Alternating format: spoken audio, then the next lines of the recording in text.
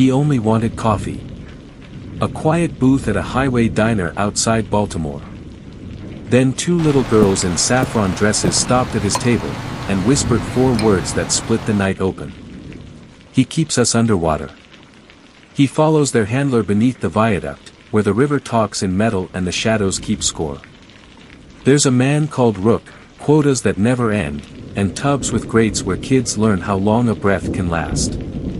The trail climbs to a smiling charity, new dawn, cameras by day, van doors by night. On every ledger page, 3 letters rubber stamp the pain, GH, OK. Sunday. The baptistry gleams for the crowd above.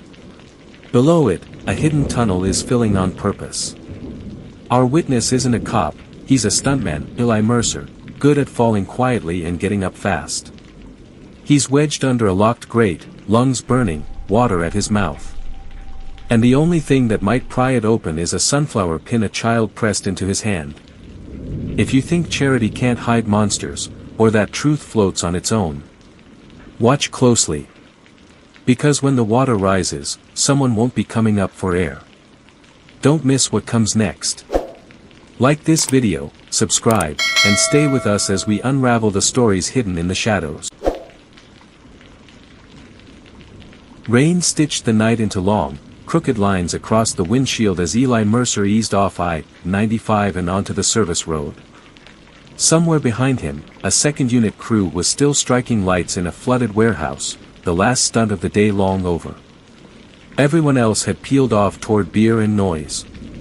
Eli took the detour for coffee and quiet.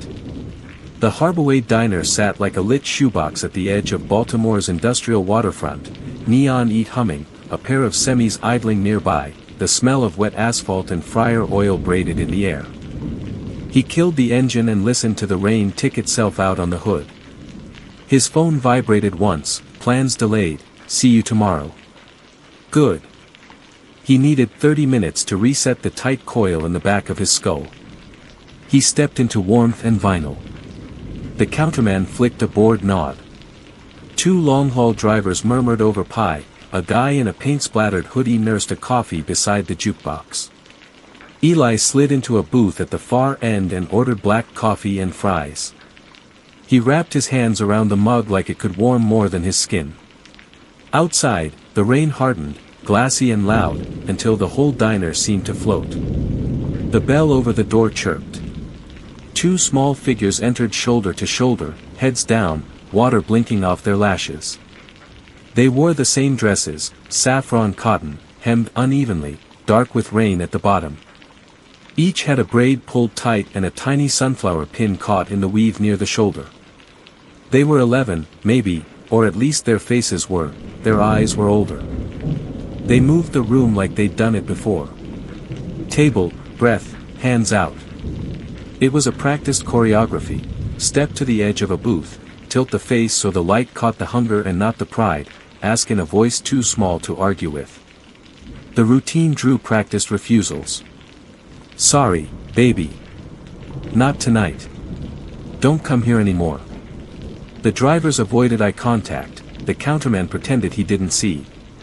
The cook looked up once and then down like he'd burned himself on nothing. Eli watched without moving. He had learned to be still on set, stillness made you invisible and it let you see everything. The girls arrived at the trash bin by the window and, with the same precise care, retrieved a half sandwich from the top.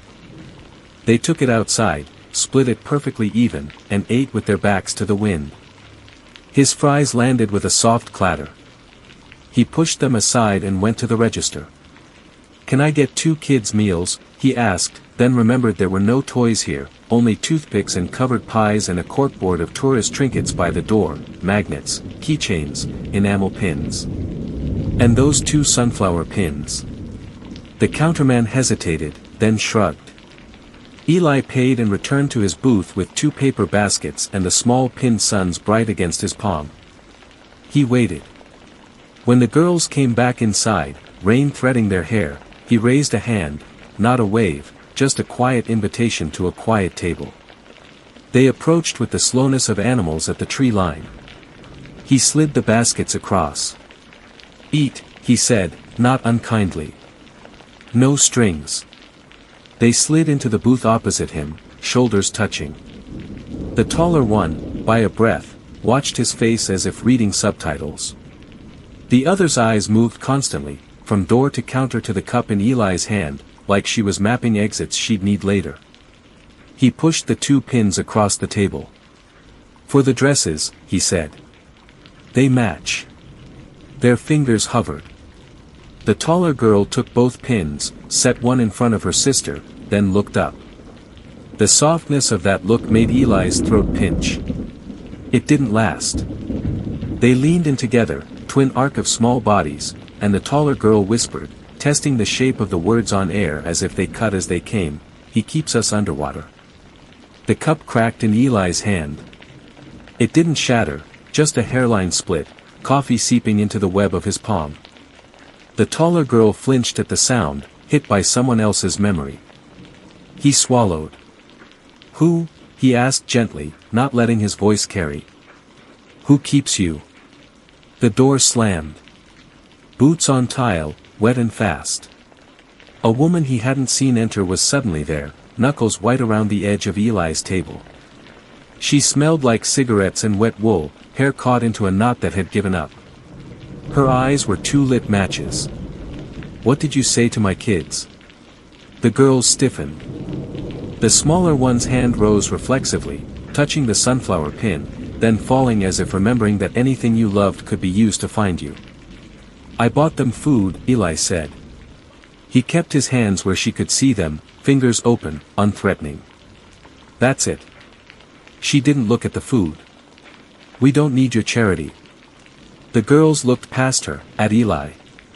There are messages children learn to send with the smallest muscles. The taller one widened her eyes a fraction and moved her mouth without sound. "Please." "Okay," Eli said softly. "No charity." He didn't move when the woman seized them by the wrists. He didn't move when they were pulled from the booth and propelled toward the door. He only lifted his phone, sliding the camera across the glass of the window, reflections, plates, the blunt tail of a pale SUV idling under the neon. She bundled them into the back seat so fast the bells on the door didn't finish ringing until the car was already rolling. There is a moment when you are allowed to remain who you were before. It lasts the length of a breath.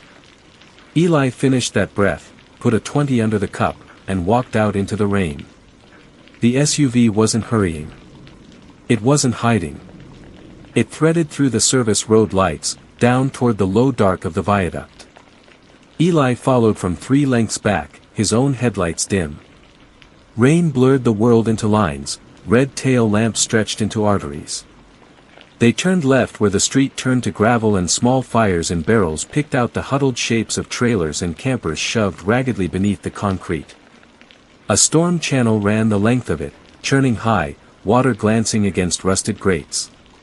The SUV rolled to a stop by a silver trailer with a bent ladder bolted to its side. One of the girls looked out the window. For a few seconds, Eli thought he could read the black of her eyes at this distance. He parked around the corner, cut his engine, and walked like a man who belonged.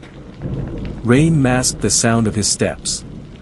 He stopped near a dented fence post that gave him a line on the trailer door. The woman hustled both girls inside. The door banged and the trailer settled on its wheels with a complaining creak.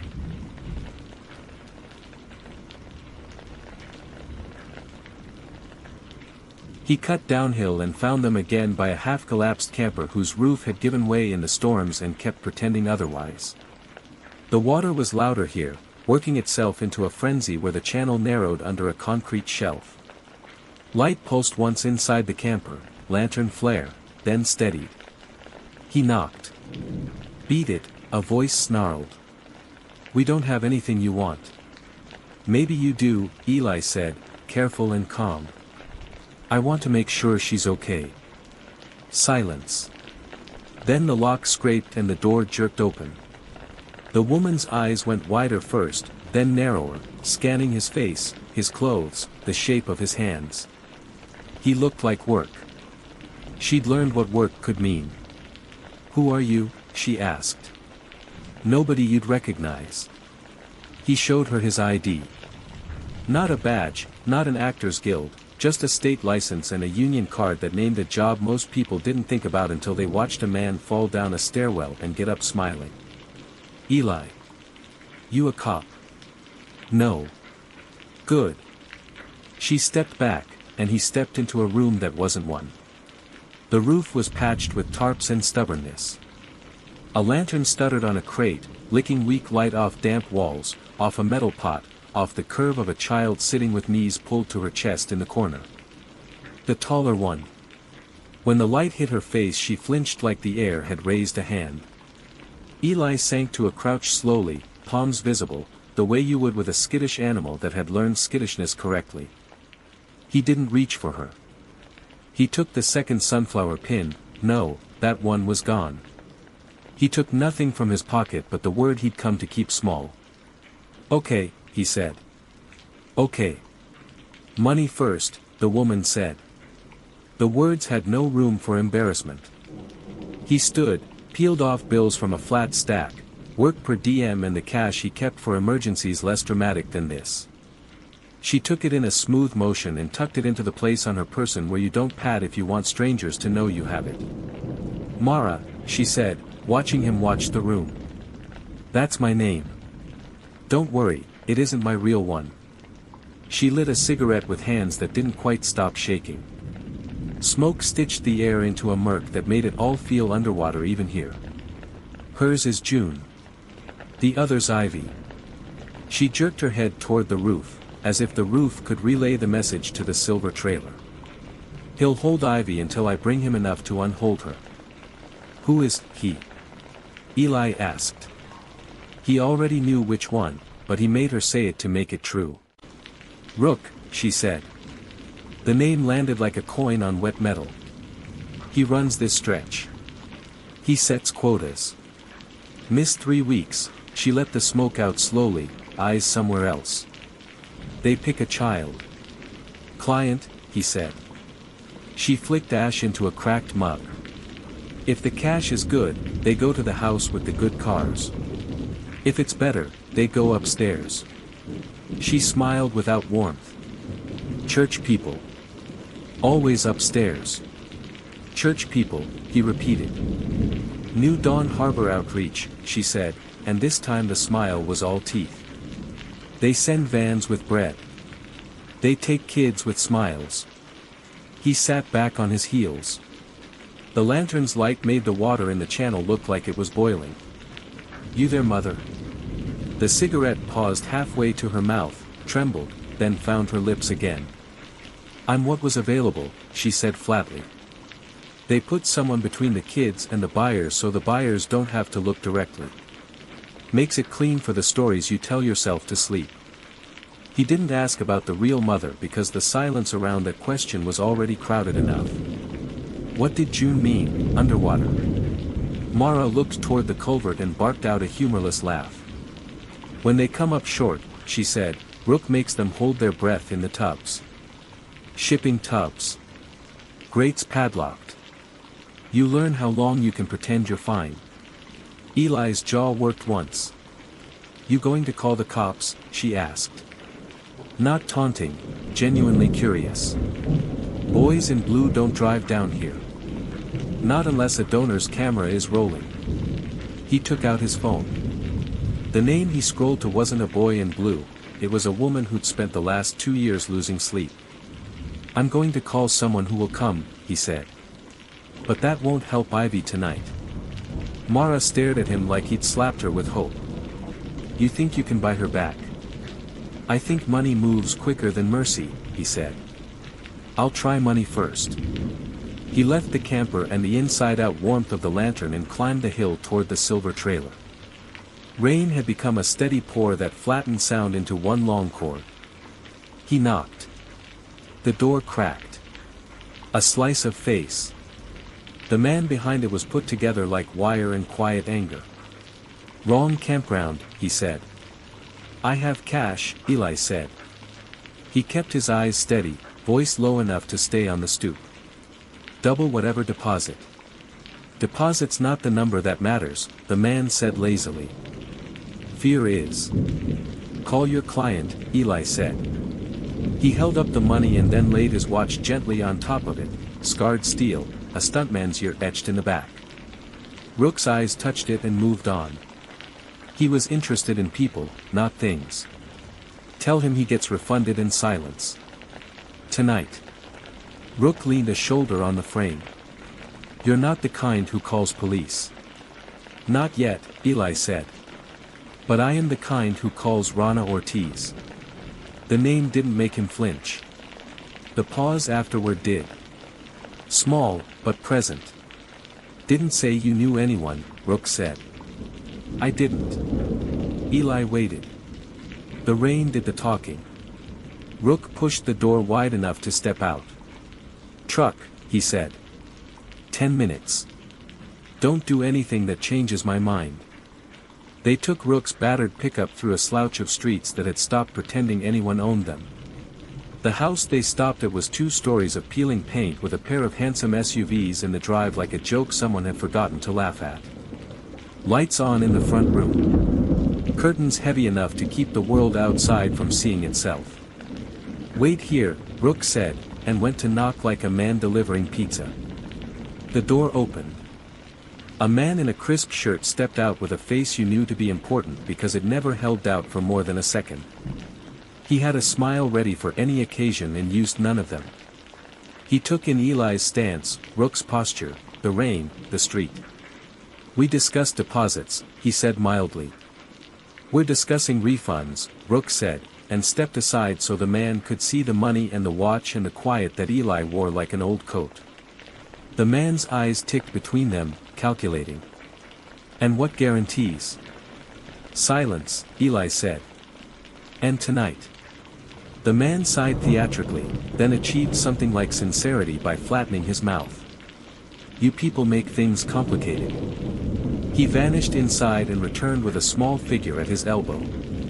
Ivy blinked in the doorway like a fish moved to a new bowl, open, close, open, close. Her fist was closed around something. When she saw Eli she opened it enough for him to see the gleam of the sunflower pin he'd left on the trailer step. He didn't breathe until her feet cleared the threshold. The man leaned into the doorway. You're mistaking quiet for peace, he said conversationally. You're mistaking tonight for always, Eli said, and surprised himself with the steadiness of his voice. Back in the truck, Ivy curled into the corner of the seat without touching Rook or Eli. She held the pin in both hands like a warm coin. Rook drove with the care of someone delivering fragile goods he didn't own. He stopped at the mouth of the viaduct and let them out and said nothing at all. In the collapsed camper, June collided with her sister so hard their teeth clicked. They laughed. It sounded like a thing the room had forgotten the shape of. Mara watched, heard the sound crack her down the middle, and still didn't cry. Some people don't, even when it would help. You can't stay, Eli said. The water in the channel had risen to tongue the bottom rung of the culvert ladder. Not after tonight. Stay where? Mara asked. Under the bridge? The river? There was no meanness in it. Only a tired, honest question. Eli dialed.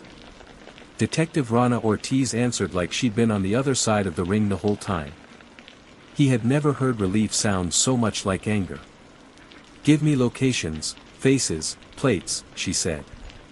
He did, each word careful as a scalpel. She said, don't bring them to family. Don't post. Don't tell the shelter your life story. I'll meet you at Harbor House on Fleet, closed address intake. I trust exactly 3 people there, and 2 of them are me. He hung up and met Mara's eyes. I can get you to a door that locks from the inside. There's paperwork. There are rules. They work more than not. You decide. Mara looked at the twins, at the water, at the thin lantern light making everything look a little like a prayer. She nodded once, a sharp little motion, almost an apology. Okay, she said. Okay. They left in Eli's car, belts clipped, the girls leaning into each other, the storm finally running out of verbs. The Harbaway Diner neon blinked as they passed it, like a tired eyelid. Eli glanced at the rear view and caught the twins there, reflected smaller than they were. June's hand was around Ivy's. Ivy's fingers were around the pin. They reached a squat brick building with no sign and a security light that only turned on when you entered the first set of doors. Inside, a woman in scrubs and a cardigan looked at the four of them and didn't ask questions that would have to be answered later. She fetched towels, then forms, then warm cups of something that wasn't coffee. Mara held a pen like she might break it. The form asked for names. She wrote down a set of letters that were probably useful and probably untrue. Rana arrived with rain in her hair and a thin smile that held like a splint. She spoke to the staff in shorthand, to Eli in specifics, to the twins in a voice that made room for quiet. When she got to Mara she said, "You can tell me your real name tomorrow." Mara nodded without looking up. "What if I don't have one?" "Then we'll make one," Rana said. "But not tonight." They were shown to a room with 2 narrow beds and a door that locked. The girls chose their bed, by which one had a view of a sliver of sky and a slice of tree. Mara sat on the other bed, hands on her knees like she'd been called to office hours by a strict teacher and was determined to pass. Eli stood in the doorway longer than he should have, as if there was a right amount of standing that turned into safety if you measured it correctly. "Thank you," Mara said finally. The words sounded like stones pushed up from a dry riverbed. "You didn't have to." "Somebody had to," he said. He didn't say, and nobody else did. He didn't say, "I don't know if I made things worse for later." He didn't say, "I don't know what happens next." He left them to sheets and fluorescent white and rules written on a laminated card. He stepped back into air that smelled temporarily like the possibility of morning. The rain had stopped. Traffic hissed. The city exhaled. He reached his car and sat with his hands hanging between his knees and his head tipped back. He closed his eyes. The quiet held. Then his phone vibrated again. "Rana." He answered. "Ledger," she said. "We might have a way to pull thread. Your pal under the viaduct, the long one with the bare arms. He knows where the numbers live." A pause. "But if I go at him, someone leaks and he disappears. You started this. You want to finish it." He looked up at the building's 3rd-floor window where a rectangle of light told him the girls were still awake, where 2 small heads were probably still whispering to each other that they were dry and that, for one night, the water stayed on the other side of the door. "I'll finish it," he said. His voice surprised him, how steady it was, how familiar. It was the voice he used before a fall, before a fire, before the director yelled action and gravity remembered his name. "Good," Rana said. "Sleep 2 hours. Then we move." He ended the call, started the engine, and watched his own face briefly in the black window before the glass turned back into a night that didn't need him to reflect it. He pulled out, the headlights throwing thin gold on wet pavement, and let the harbor settle behind him. The road ahead was all dark and questions. Somewhere under the viaduct, the tubs sat with their mouths closed. Somewhere on a church's schedule, a brunch was penciled between charity and collection. In the back seat of his mind, 2 sunflower pins flashed briefly in the light and then went quiet, like small suns waiting for morning. Morning put a gauze over the storm, but it didn't soften the building. Harbor House sat low and square behind a fence, the kind of brick that means business. Inside, the lobby hummed under fluorescent mercy. A woman in scrubs handed over clipboards and pens and cups that steamed. "Welcome," she said, like the word had weight. "We'll start with names." Mara held the pen like it might go off. The twins sat hip to hip on a vinyl bench, their shoulders pressed together so tightly they looked jointed. One had a sunflower pin bright against the saffron dress. The other had only a kink of thread where hers had been. Sometime between the diner and the shelter, the second pin had snapped and skittered under a car seat. Eli had found it and pocketed it. He didn't plan to say why. The intake worker asked the questions that make a life official, full name, date of birth, last known address, school, any allergies, any medications, any emergency contacts. The pen hovered over each blank like a trapped dragonfly. Mara breathed out through her nose. She wrote letters that looked like they could be names if nobody checked. The intake worker didn't challenge her, not yet. She had the good sense to let papers be boats on a river until they were needed. At the far sink, a staff member turned a faucet. The pipe hissed and coughed and sang before water rushed. Ivy startled like she'd been called by her old name. June took her sister's hand and squeezed hard enough to make the knuckles pale. The intake worker noticed that, too. She wrote something in small, square letters on a separate sheet. The receptionist nodded once, already dialing. Eli stood half-shadowed at the doorway and watched the exchange like it was choreography. He had the rare sense that he was looking at the thin layer that sat on top of a hole the size of a city. Somewhere down the hall, a sink hissed and June and Ivy both stiffened like the pipes had said their names. Mara murmured to them in a voice Eli had not yet heard from her, low, real, almost soft. It made him look away because it felt private. The intercom popped. The door camera showed two people under the awning, windbreakers, badges on lanyards, tote bags with a county seal printed professionally crooked. Rain hung from the awning like lace. The woman wore her hair tight and her smile looser. The man's collar was clean in a way that said he had another one just like it in a car somewhere. The receptionist pressed the button. "Can I help you?" "We're here for a welfare check on June and Ivy," the woman said. The camera flattened her tone into something friendly. She held her badge up to the lens like a true believer. "We faxed the order." The receptionist didn't look at Rana. She had been taught not to. She smiled at the screen like it was a cousin. "Of course," she said. "One moment while I locate the director." She took her finger off the talk button. Rana and Eli were already moving. The shelter had hallways that doubled back on themselves so staff could move without being seen. Rana took one, Eli took the other, an instinct telling him that angles matter as much as answers. Rana reached the twins' door and knocked a knock that meant open without saying so. June peered through, saw Rana, and opened the door wider with both hands. Ivy sat on the bed with the one-eyed bear in her lap, jaw forward, brave and small. "Visitors," Rana said lightly. "We don't like unexpected ones. But we're going to be very good at not being surprised." Mara stood. "Cops?" she asked. "Worse," Rana said. "People who do a good impression."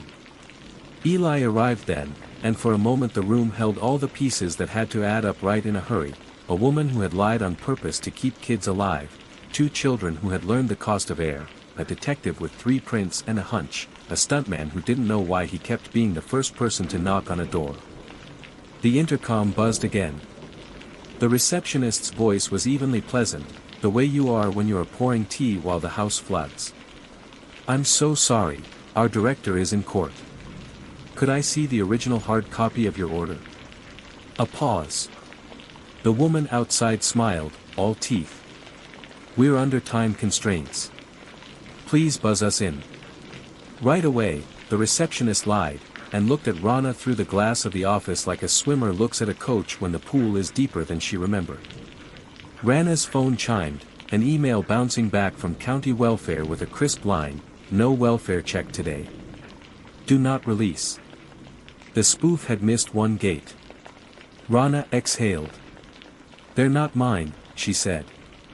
"They're not anyone's who should be here." "What do we do?" Mara asked. The words were calm. Underneath, a tremor. "We buy time," Rana said. "And we get ready to move." Eli reached into his pocket and felt the shape of the sunflower pin. It was warm from his hand. He didn't know why that mattered until he saw June watching him, eyes steady, like she decided he was someone you could hand a small sun to and not have it come back broken. Downstairs, the lock on the first door made its cheerful tone, the kind of sound a toy makes when you press the right place. The 2 people on the camera didn't flinch. They expected the world to open. Eli and Rana shared a look that counted backward from 3 without touching a single number. The corridor lights hummed. Paper names waited on a desk, trying to be real fast enough to matter. The inner door clicked. "We're here for the girls," the woman announced to the camera, badge up again, smile wider. June and Ivy. And the building, kind and square and tired, held its breath. The inner door clicked, cheerful and wrong. The 2 welfare workers stood beneath the camera in their windbreakers and public service smiles, holding badges close to the lens as if faith were a zoom. The receptionist's hand trembled just once on the buzzer, then she found the steady the job had taught her. "Of course," she said sweetly. "One moment while I get the director." She removed her finger from the button and exhaled. Somewhere down the hall, a chime that meant soft lockdown sounded like a polite cough. Doors eased into magnet holds. Locks decided to be serious. Lights in the staff corridor warmed a shade. Rana slid past the desk without breaking eye contact with the screen. "Stall," she mouthed. The receptionist nodded and dialed a number that no longer existed, the bureaucratic equivalent of a smoke bomb. Eli didn't wait to be told. He gathered June and Ivy with a look and a tilt of the head. Mara was already up, shoulders squared the way you square them when fight and flight are equally useless. He led them into a back hall that smelled like pine sol and wet coats. "This way," he said. Quiet feet. The intercom crackled. The woman outside was still smiling, but now the smile had teeth. "We're on a clock," she said. "Open the door." June's hand found Ivy's. The pressure of it was a Morse code, "I'm here, I'm here, I'm here." A sprinkler head hissed. Then another.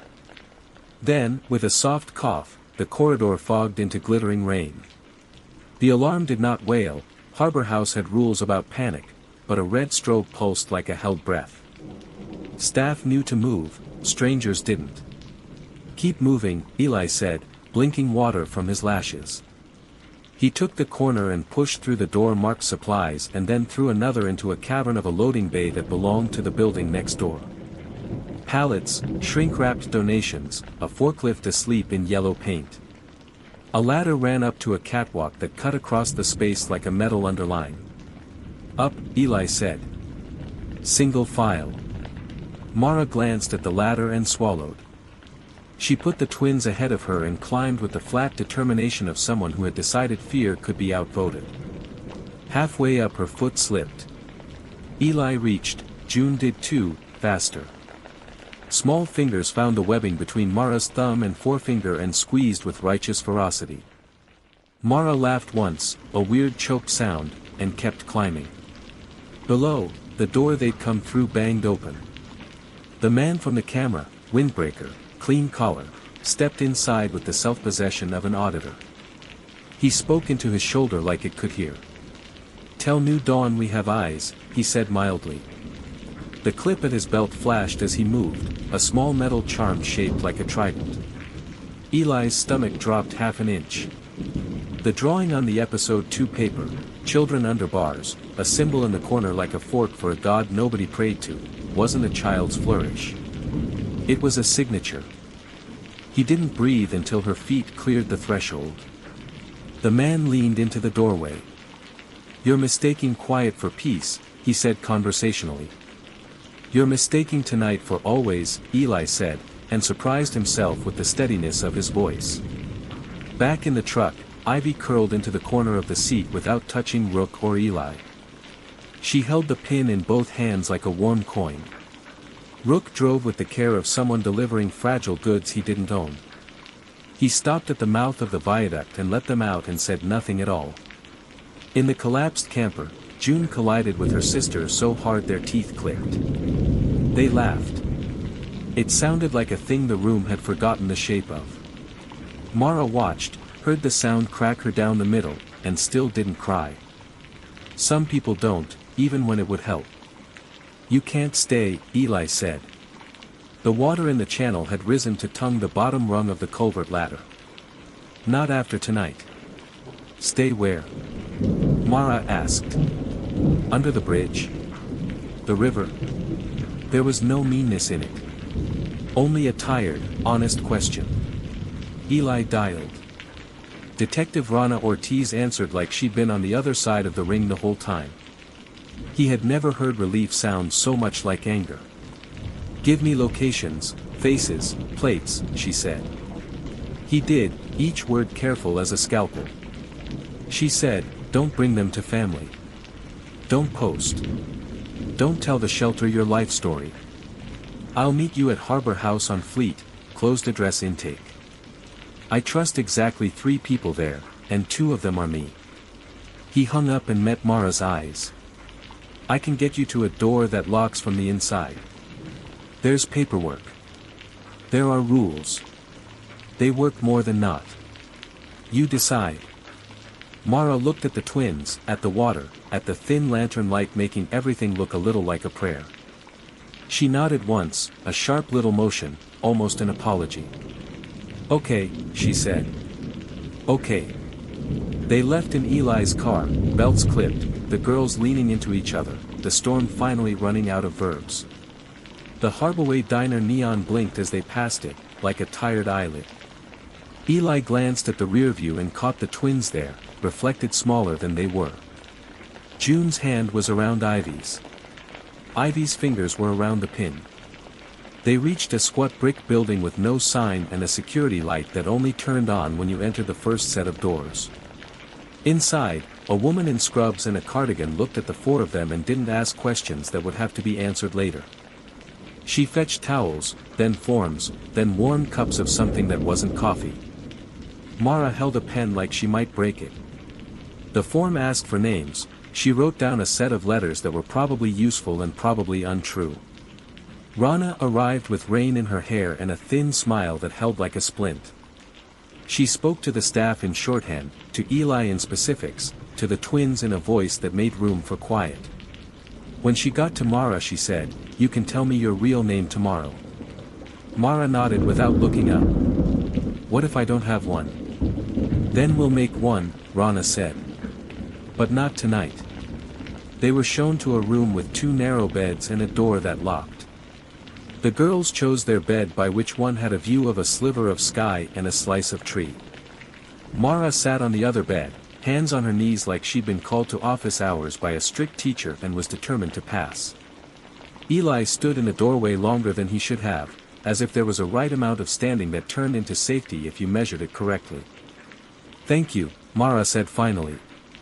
The words sounded like stones pushed up from a dry riverbed. "You didn't have to." "Somebody had to," he said. He didn't say, and nobody else did. He didn't say, "I don't know if I made things worse for later." He didn't say, "I don't know what happens next." He left them to sheets and fluorescent white and rules written on a laminated card. He stepped back into air that smelled temporarily like the possibility of morning. The rain had stopped. Traffic hissed. The city exhaled. He reached his car and sat with his hands hanging between his knees and his head tipped back. He closed his eyes. The quiet held. Then his phone vibrated again. "Rana." He answered. "Ledger," she said. "We might have a way to pull thread. Your pal under the viaduct, the long one with the bare arms. He knows where the numbers live." A pause. "But if I go at him, someone leaks and he disappears. You started this. You want to finish it." He looked up at the building's 3rd-floor window where a rectangle of light told him the girls were still awake, where 2 small heads were probably still whispering to each other that they were dry and that, for one night, the water stayed on the other side of the door. "I'll finish it," he said. His voice surprised him, how steady it was, how familiar. It was the voice he used before a fall, before a fire, before the director yelled action and gravity remembered his name. "Good," Rana said. "Sleep 2 hours. Then we move." He ended the call, started the engine, and watched his own face briefly in the black window before the glass turned back into a night that didn't need him to reflect it. He pulled out, the headlights throwing thin gold on wet pavement, and let the harbor settle behind him. The road ahead was all dark and questions. Somewhere under the viaduct, the tubs sat with their mouths closed. Somewhere on a church's schedule, a brunch was penciled between charity and collection. In the back seat of his mind, 2 sunflower pins flashed briefly in the light and then went quiet, like small suns waiting for morning. Morning put a gauze over the storm, but it didn't soften the building. Harbor House sat low and square behind a fence, the kind of brick that means business. Inside, the lobby hummed under fluorescent mercy. A woman in scrubs handed over clipboards and pens and cups that steamed. "Welcome," she said, like the word had weight. "We'll start with names." Mara held the pen like it might go off. The twins sat hip to hip on a vinyl bench, their shoulders pressed together so tightly they looked jointed. One had a sunflower pin bright against the saffron dress. The other had only a kink of thread where hers had been. Sometime between the diner and the shelter, the second pin had snapped and skittered under a car seat. Eli had found it and pocketed it. He didn't plan to say why. The intake worker asked the questions that make a life official: full name, date of birth, last known address, school, any allergies, any medications, any emergency contacts. The pen hovered over each blank like a trapped dragonfly. Mara breathed out through her nose. She wrote letters that looked like they could be names if nobody checked. The intake worker didn't challenge her, not yet. She had the good sense to let papers be boats on a river until they were needed. At the far sink, a staff member turned a faucet. The pipe hissed and coughed and sang before water rushed. Ivy startled like she'd been called by her old name. June took her sister's hand and squeezed hard enough to make the knuckles pale. The intake worker noticed that, too. She wrote something in small, square letters on a separate sheet. They crossed the catwalk. It sang under their feet in a metal voice. Eli slowed long enough to nudge a rolling ladder into the aisle below. It toppled with a clanging rattle that filled the warehouse and then settled into an obstacle course. He wasn't fighting, he was editing. They hit the far stairs. Mara froze at the top platform, chest working, eyes too wide. "Don't look down," Eli said. "I'm not," she said. "I'm looking up and it still feels like falling." June slid her palm against Mara's. "3 steps," she said. "Then you can stop and breathe. 3 is not a lot." Mara nodded like she'd been offered a fair deal. 3 steps. Stop. 3 steps. Stop. She made it down as if the number had spell work. At the base of the stairs, a door opened and 2 plainclothes officers slid in, ran as quiet cavalry. Badges flashed where badges should be. The woman from the camera arrived at the same time, her smile intact like a painted thing.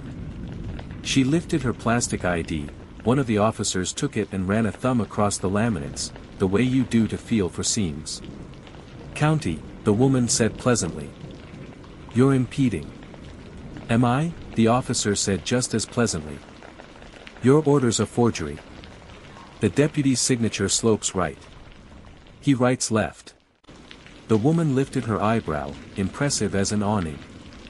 "You won't win this one," she said. "The paper's already written." Her partner's phone chirped in his pocket. He didn't touch it, he didn't need to. The screen lit, then went dark, then lit again. Somewhere far from here, a thumb pressed a button and the phone's contents turned to clean white. The other phone did the same, and the smile broadened the smallest necessary amount. Rana stepped in, damp hair pulled back, eyes alight with the kind of fury that helps. "Your toys won't save you," she said. "Not forever." "Forever is for sermons," the woman said. "We prefer schedules." They were cuffed, gentle, efficient, photographed in place because sometimes you collect what you can when you can. Their ID overlays peeled back under a nail to reveal plastic that cost more than it should. In a small office lined with gently motivational posters, the shelter director explained with a tired precision where all the handholds were and where the walls were slick. Our anonymized intake packets are shared with a data partner to help with funding outcomes, she said. It's optional.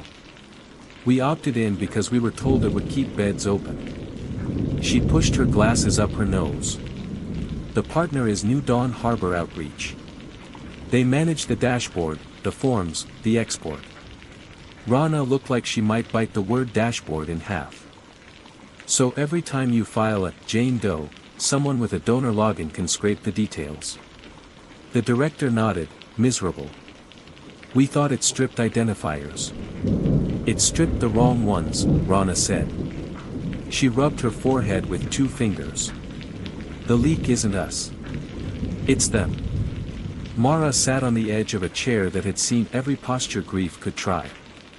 She had her hands curled in on themselves, nails pressing half moons in her palms. Can I say a thing, she said, voice flat. Say it, Rana said. I'm not their mother. The room brightened and darkened simultaneously. The twins didn't look surprised, they looked like they had expected the truth to walk in eventually. I figured, Rana said softly. When you signed the forms, your hand didn't tremble on theirs. Mara nodded once like she'd passed a test she hadn't studied for. They assign handlers, she said. You get debt, and then you get work to pay it. Sometimes your work is people. The girl's mother, Alina Ward, she died in a fire. Cheap rental. Faulty wiring on the report. She grimaced. The client from the house. He was on the insurer's donor board. Pushed the payout, but took the girls onto the church's ledger as special care. Who told you? Rana asked. About the insurance. Rook, Mara said. He likes to brag like he hates himself. As if summoned by the name, Eli's phone vibrated with a number that didn't exist and a delay that meant the call had bounced through more machines than was decent. He answered and heard the river first, then the voice. You made the wrong people loud, Rook said conversationally. They're going to move stock. You want to stop it, you need paper and bites. I got both. Trade for what? Eli said. Immunity, Rook said. And a bus ticket that doesn't end in a ditch. Rana leaned toward the speaker. You'll meet me. Not him. I meet the man who buys with his watch and not his mouth, Rook said. Midnight. Storm Drain Junction under the viaduct. The one with the trident painted on the concrete. Bring quiet. Bring the one who swims. Eli understood he was the second thing. Rana's jaw worked. We do it controlled, she said when the call died. You wear a button. I'll park a car within sight lines and out of them. You take nothing you can't climb with.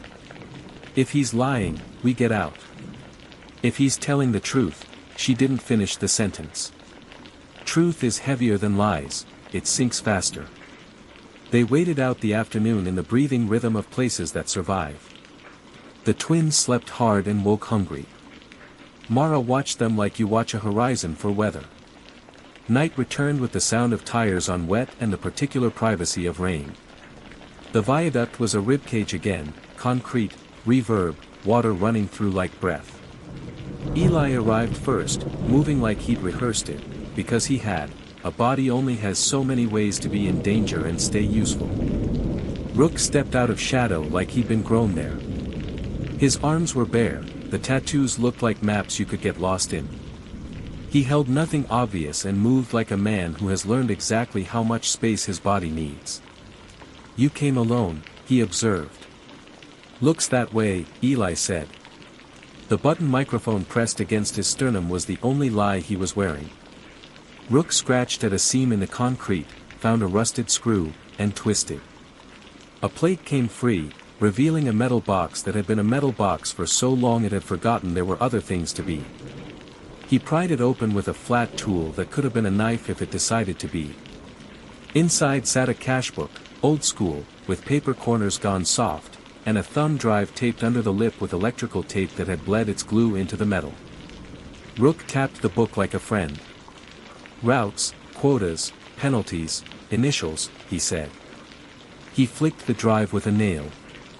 Photos, scanned logs, donor comms, van GPS. I don't read that one. I'm not trying to go to church. Eli reached. The water in the channel lifted against its banks in a long, low swell.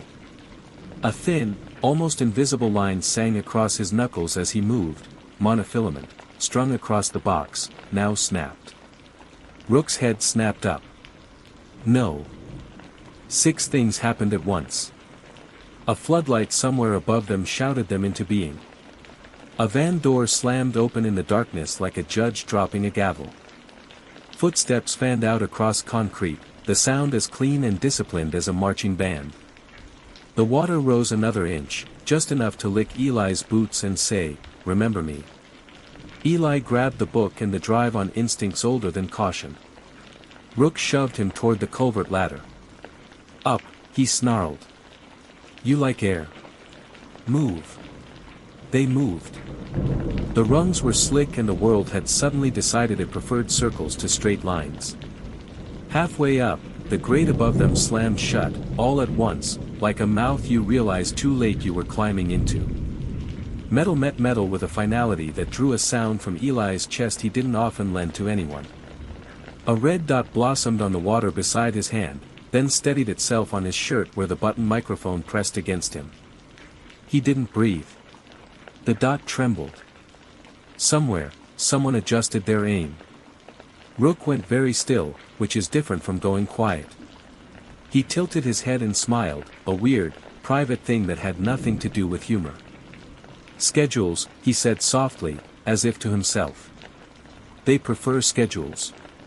Above, a voice boomed through a small amplifier, efficient and bored. "That ledger belongs to New Dawn Harbor," it said. "Drop it. Hands high. We'll be merciful." The water found Eli's ankles and climbed, patient as a debt. He hooked the cash book to his belt and palmed the drive. He felt the sunflower pin burn against his other pocket like a coin against skin. He didn't know why that made his ribs lift. He looked at Rook. Rook looked at the grate. The red dot slid to Eli's heart. The river waited. The van waited. The men waited. And then all the lights went out. The floodlights died like someone yanked the cord on the night. For a second the world went so black that even the water forgot to shine. Then a shot cracked. Concrete spat grit near Eli's ear. The red dot vanished off his chest like a blink. Above the culvert, voices scrambled into new shapes, orders muttered without the comfort of sight. The grate held, the lock did not decide to be kind. Rook's hand clamped into Eli's collar. "Under," Rook hissed. "There's an overflow pipe. Hold your breath like you mean it." Eli shoved the cash book beneath his jacket, sealed the thumb drive inside a greasy freezer bag Rook thrust at him, and went down into water that had learned all the wrong lessons. He tasted rust and something older. His shoulder banged pipe, his knee banged concrete. The pipe narrowed. Panic rose slick and quick. He pushed it down with the same muscle he used for stunts, the one that told fear to wait its turn. They popped into air yards downstream, black water sluicing off like an old skin. The night smelled of creosote and wet iron. Somewhere behind them a van revved, wheels spitting on slick concrete, then turned the wrong way, chasing a sound that was already gone. Rook wheezed laughter, half relief, half disbelief. "Schedules," he said, and wrung water out of his shirt. "They don't like surprises." They ran the river's edge like men who had borrowed time from someone unfriendly. When they finally slowed, back of a warehouse, humming light, no cameras, Eli opened his jacket. The cash book was wet along the edges but legible, the drive was dry in its bag, beaded with little mercies. Harbor House hid its emergency room like a secret, no signage, no names on doors, just a code and a buzzer and the right knock. Rana took one look at the soaked men and the items in their hands and pushed them through to a back office where a desk fan rattled like a cricket. Tex laid the ledger pages out on blotter paper and coaxed the water toward the margins. The drive slid into a forensic dock with a soft click that felt like a promise and a risk. Lines built themselves on the screen, folder names, dates, spreadsheets with tidy green triangles in the corners, PDFs scored with stamps. Route maps traced from New Dawn vans to drop sites and back to the church. A folder labeled Baptisms. Rana clicked and the window filled with plumbing plans, blue, white, absolute, of New Dawn's sanctuary pool, the pipes that filled it, the drain routes, the maintenance corridor behind it.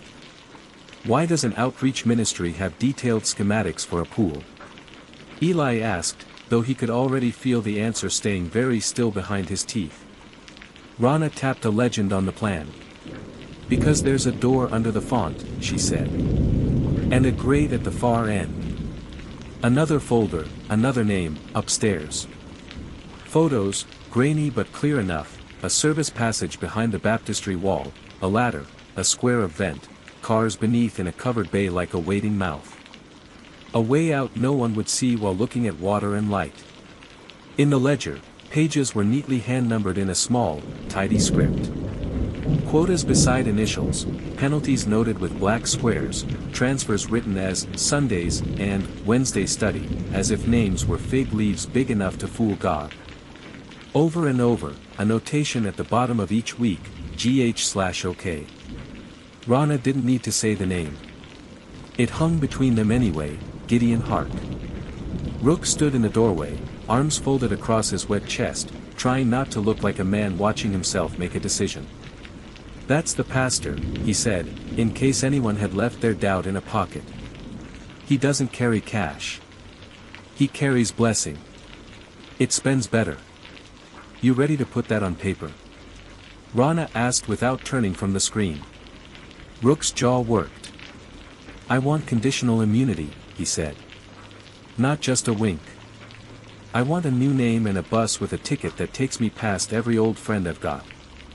You're a witness until you're not, Rana said, finally turning to face him. You perjure or you run, and you're back to being a suspect with a ledger-shaped bullseye. You testify clean, you live long enough to be bored. Rook laughed, not kindly, but not cruel either. Bored sounds like a church psalm I could learn. They wrote it down, the bones of a deal, signatures that sloped the right way. The tech lifted his head from the screens. There's more, he said. Calendar invites. Sunday brunch, 10 a.m. and baptisms, 10:30 a.m. at New Dawn. Guest list is heavy, donors, city folks. There's a logistics note, upstairs corridor prepped. Rana stared at the timestamp. 3 days, she said. If they fear a raid, they'll use the crowd. Rook shook his head. If they fear a raid, they'll celebrate it. Public means cover. Music and clapping make bad things look like stories.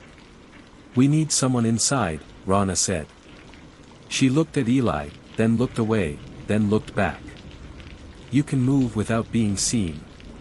Can you carry a tray without trying to fix the building? I can act like I belong, Eli said. He pressed a towel around the cash book like it could bruise. But before Sunday, we need to go back. He looked at Rook. The tubs. Rook's eyes went slick and unreadable for a beat. Yeah, he said. The tubs.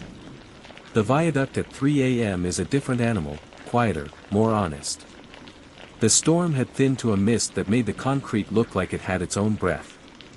2 vice officers flanked the group, black jackets zipped to the collar. Rook led them to a section of wall that looked exactly like the rest until he kicked the grout line in the right place and a hinged panel knocked hollow. Keep your voices low, he said. They hate echoes. Eli slid his pry bar under the padlock hasp. The metal complained, gave, and sighed open. The panel swung, exhaling air that had been punished for weeks. The flashlight beams found 3 tubs sunk into the ground and enclosed beneath grated lids. A metronome drip counted the seconds off a mean clock. 1 tub was empty, in another, a pair of tiny shoes had settled against the grate like 2 small moons. In the third and fourth, 2 children blinked upward, eyes wide, lips blue-white, bodies rigid as if their muscles had learned an alphabet with only one letter. Eli went to a knee so fast it made his vision spark. "We've got you," he said, hands flat to show he was only bringing air. "Don't move. Let me move the world."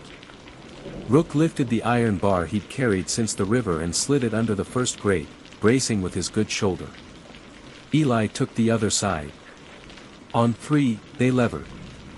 The rust screamed, then loosened in a jagged burst. Water sloshed, cut by the grate's teeth. The vice officer held a light steady, the other pulled a bolt cutter off his shoulder and snapped the lock like a twig. When the lid lifted, the kid inside let out a breath that sounded like a world peeling itself off their lungs. Eli scooped them up without language, wrapped them in the same towel he'd used on paper. "It's okay," he said, knowing it wasn't, not yet. A shadow moved behind them. A man with the stance of a guard and the eyes of a man who wants out of his own life too late for it to matter. He started to raise the piece under his jacket. Rook stepped in, quick and close, and put 2 fingers in the angle of the man's elbow, an old friend's touch, a last warning. Their foreheads almost met. "You owe me a breath," Rook said quietly. "From the canal." His voice went soft. "Walk away." The guard looked at the tub, at the bolt cutters, at the vice officers holding still in a way that meant they were ready. He swallowed, eyes going wet and wild for a second, then lowered his hand and backed into the dark like the dark had always been his home. The second lid came up harder, the lock bent wrong, the rust meaner. Eli's hands tore skin and bled, he didn't mind. The child inside was smaller, lighter, and when Eli lifted them, the little head found a notch between his shoulder and jaw and stayed there like a bird finally out of glass. They turned the light toward the third tub in a ritual gesture you do even when you know. The beam struck the tiny shoes and the black water that had already made up its mind. The grate creaked when Eli touched it, but it didn't rise. Something in the body remembers the shape of grief and gets ready without your permission. Eli set his jaw until it hurt and backed away. He wasn't going to take those shoes. He wasn't going to make the room smaller by naming them. They sealed the panel and left the lock on the ground where it could grow into a new story.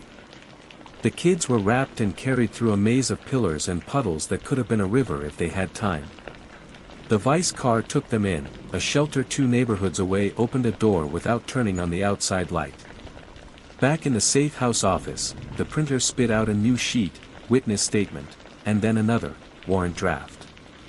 Rook's signature wobbled a little, then steadied.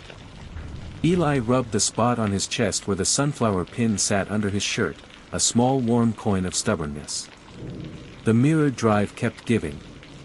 Emails that sounded like prayer requests until you read the attachments, donor spreadsheets with columns named like good deeds, and a calendar with 1 too many stars on Sunday. Sunday brunch, 10 a.m., followed by baptisms, 10:30 a.m., with a note in the organizer's field, GH.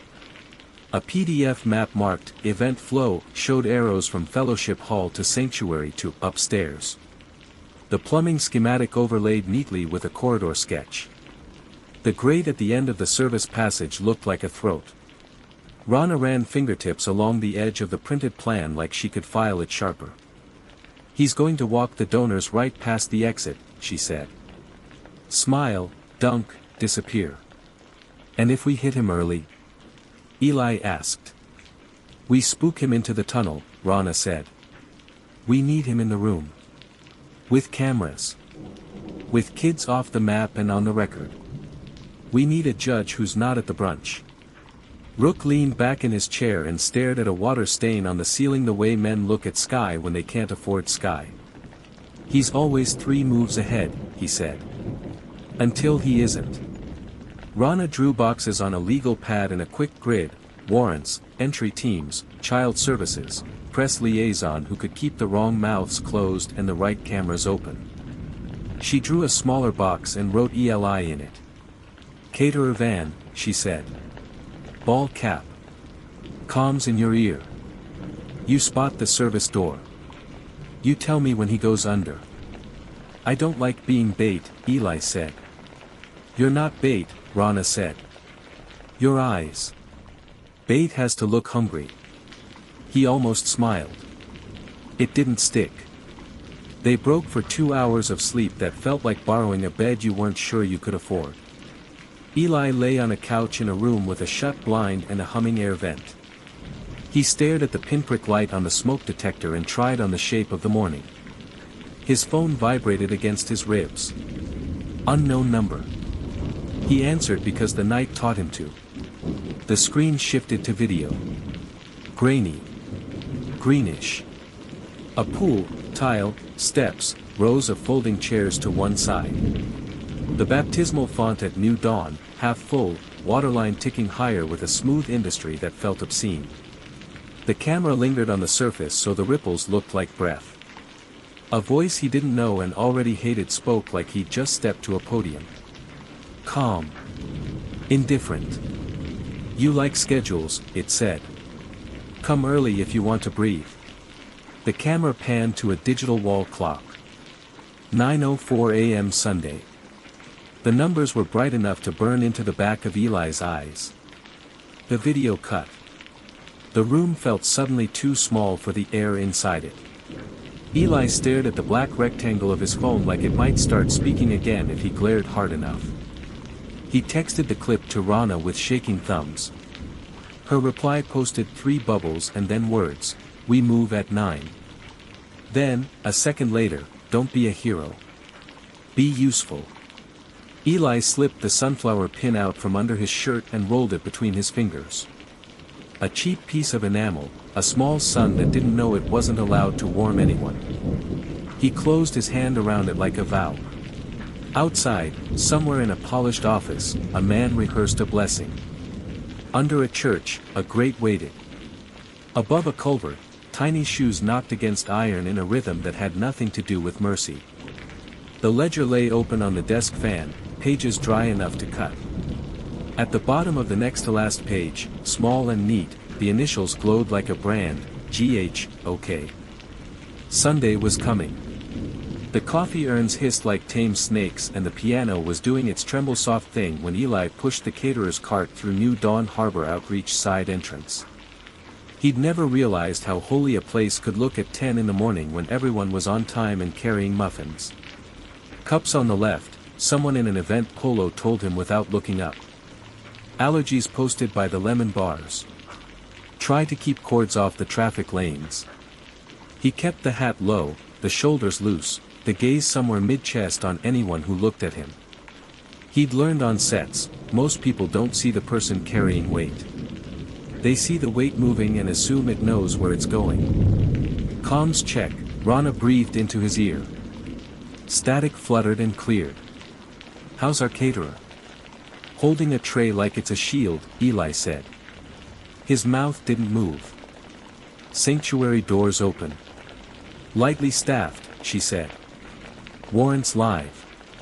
Judge is grumpy, that's good. Plain clothes at the bay. Rook is irritable, that's also good. Rook, in the back of an unmarked sedan, was repeating the same set of arrows he'd been reciting for an hour, as if saying them enough could make them less true, fellowship hall to sanctuary to baptisms. Service corridor on the right of the choir loft. Latch behind the verse. Ladder leads down to the grate. Van idling under the awning. Move fast and you'll still be late. Across the room, Gideon Hark moved like a man swimming through soft applause. The smile he switched on for donors had 3 settings. He was on the one called Warm Shepherd, which mostly meant showing his teeth without biting. A city staffer took a photo with him. A pastor in training carried a Bible like it might turn into a baton if the music changed. Eli turned his cart and saw the client from the row house, polished shoes, expensive indifference, floating near the back of the room as if gravity were tasteless. Eli marked him with a glance and moved on. A lanyard glinted at Hark's neck, the braided cord holding a small brass key. He touched it once with 2 fingers like a blessing he was giving himself. The hymn cue dropped, right on schedule. Someone with a decent tenor led the room through a melody designed to make cameras behave. Ushers heard it with small smiles and open hands. The fellowship hall drained cleanly toward the sanctuary, where sunlight fell in rectangles across polished wood and the baptismal font lay ahead like a promise you could sell. A buzz pinged Eli's phone in his apron pocket. He didn't need to look to know the clip, he felt the clock burn into him anyway. Video, the same one as last night, the pool filling, now past the halfway line. 9:37 a.m. The caption, "On time is late." He abandoned the cart to the wall and slipped through the kitchen's swinging door, down a corridor where industrial refrigerators ticked like quiet bomb timers. The framed verse on the cinder block, "When you pass through the waters, I will be with you," was mounted not with screws but with two magnetic tabs glued to Velcro. He slid it aside. The hidden latch released with a mechanic's sigh. The panel swung, revealing dim concrete and the stale cool of a place that believed in darkness. He ducked through. The maintenance passage under the font smelled of chemical clean and old river. Eli followed the blue tape someone had laid along the elbows and valves, marker for crews who didn't want to admit they worked under miracles. The tunnel sloped toward a square of metal, the van bay grate, safety yellow scuffed thin in the middle by the pressure of years. "Entry teams," Rana said in his ear. Her voice had lost all decoration. "Fellowship. Sanctuary. Bay. Move." On the sanctuary floor above, Hark stepped to the mic and let the room quiet with the practiced patience of a man who knows microphones will wait. "Water remakes us," he said, and the sound system made it sound true. He saw the movement at the doors before the guests did, the badges still hidden, the shape of men who bring paper with metal behind it. He didn't flinch. He turned his head toward the font instead and palmed the panel most people would assume was decorative. Under the floor, a valve shrieked open. Eli saw the line twitch and then heard the water. It wasn't the clear pour of a sink. It was a push, a flood valve, muscle for the tunnel, emptying the pool into the passage. The water line at Eli's knees climbed as if the ground had tilted toward him. "Rana," Eli said, wading deeper, hand to the wall, "he's draining the font." "Copy," Rana said. "Hold your breath, Mercer. I'm on the mains." Her voice fuzzed on the second syllable. The flood hit the comm's frequency like a fist. Eli reached the grate and found the padlock by touch, big, old, swollen with its own thirst. He dug his nails into the hasp and pulled. It gave him what old metal gives, a lesson and no favors. The water kissed his belt, then his ribs. "Breach at bay," a voice crackled somewhere tinny. "We're on the cover but something's jammed from below." "Something is me," Eli said, and water took the joke for itself because it could. He pressed his shoulder to the grate and pushed with a body that had learned to make force look easy for cameras and hard when it mattered. The metal thought about it and then remembered who it was. He went for the lock again. His fingers slipped on the slick. His mind went to the cost, in air, in time, in noise. And then it went to June, sitting cross-legged in a playroom in a shelter with crayons and a tower she could make sway without falling. "It jams here," she'd said the night before, guiding his finger to the little weep hole at the edge of a drawer, teaching him where the world sticks. He dug into his pocket and came out with the sunflower pin. Not magical. Stupid even. Cheap enamel over tin. He set the point into the weep hole, angled the flat face against the hasp, and used it like a shim to take the pressure off the lock's swollen tongue. "Don't break," he told the small son. "Be a wedge." It held. The metal spoke a new word. Eli twisted his wrist and the lock cracked, not clean, not quick, just enough to be a beginning. He drove his shoulder up under the grate and the world moved 3 inches. Above his head, something thumped, the shape of a van tire kissing a curb. Voices climbed the scale from board to knot. The grated mouth stuttered wider. Eli shoved his back, his hips, his knees into the opening like a man intent on being a doorstop. The water reached his mouth, he tipped his head and took a thin, angry breath. "Underwater," he said into the mic. Rana heard the word as if it had been waiting in her for weeks. She barreled down a stairwell she'd memorized off the schematic and found the main shutoff, a valve older than half the congregation, 2 turns past stiff. She put her weight into it and swore only once when it fought like pride. The wheel turned. The flood slowed. In the sanctuary, the hymn faltered like a record someone had brushed with a sleeve. Rana stepped into the aisle, badge up, voice clear. Baltimore Police. We are executing a search and arrest warrant for Gideon Hark and Associates. Remain seated. The client sprinted for the side door and immediately met 2 ushers who didn't work for God. They took his arms in a way that saved his joints and didn't save his dignity. Up in the gallery, Rook stood and pointed like a man picking dinner, those 2. The greeters, at the rear tried to flow to the wall, 2 plainclothes met them mid-aisle and did the poem of handcuffs. Someone gasped in the key of relief.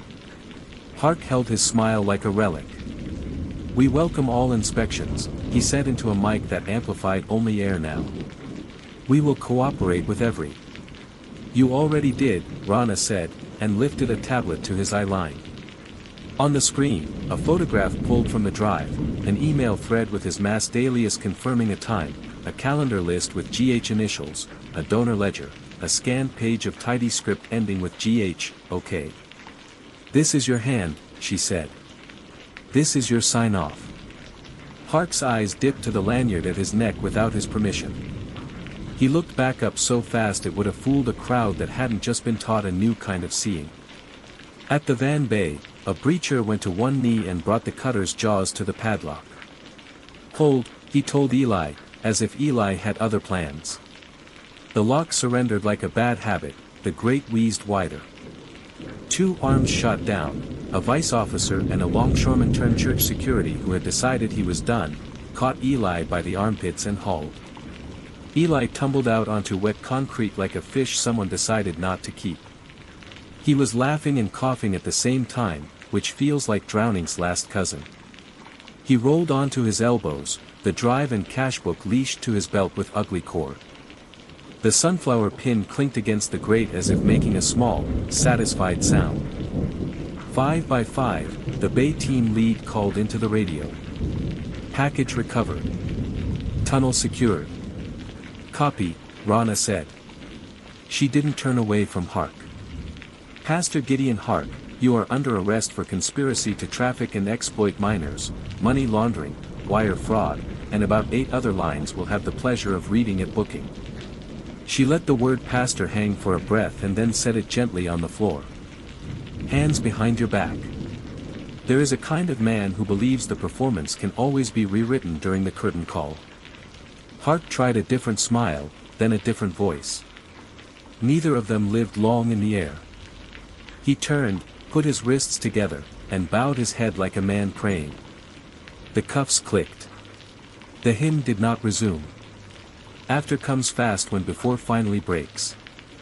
The side hall filled with social workers who knew how to be kind without being fragile.